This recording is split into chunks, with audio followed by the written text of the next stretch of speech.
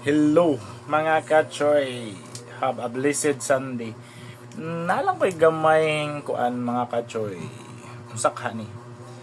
Kanang kuan ba about sa kung kamo makadawat mo og kanang ayuda gikan sa gobyerno. Kamo unsa inyong ikatubag? Naghuman ninyong dawat unsa inyong itubag? Unsay nasa iyong una? Di ba mo moingon og salamat gobernador, salamat congressman sa imong gihatag nga akap tupad AX. Salamat mayor, salamat vice mayor. Wala ba mo masayod nga kanang kwartaha gikan na tax sa katawhan, gikan na tax namo nga nagtrabaho sa private nga company.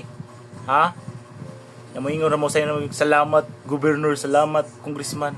Wa mo nangalipong. Kami nga nagtrabaho diri sa private nga company. Gipatuluan na mo nagsingot. Dagko kay mig tax. Kada sweldo na mo kuhaan mig dagko kay tax ang inana ra kasayon panghatag lang. Nga moingon dayon mo nadawat sa inyong AX tupad og akap. Salamat gobernador, salamat congressman. Wow, sana all. Nya ang nakalista sa listahan kung naka sa admin, aw. Kana lang ang nakalista, o di ba? Inana. Wala yung tao nakahuna-huna. Kami nga nagtrabaho sa private nga company, grabe.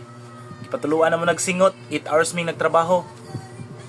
Ngayon nagsweldo na mo, grabe kadaghan na mo deduction. Dagko kay tax. Asa padulong ang tax. Nya, inagabot sa eleksyon diha na manggawas ng madaghan kay mga kuan, ang tupad AX unsa pa na diha. Makasanao na lang kita. Sa una lang ni Ron, mo ni magsigi. Okay pataani. Guys, grabihan na gyud. Kasanaol lang ta ang mga membro diha sa akap tupad og AX. Nya moingon dayon mo salamat kayo, salamat gobernador, salamat congressman, salamat mayor. Oh, sana all.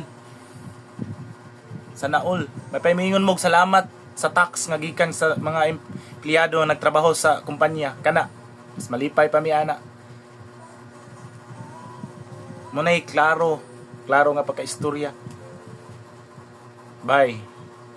I hope ma-happy mo na yung gidawat nga AX diha.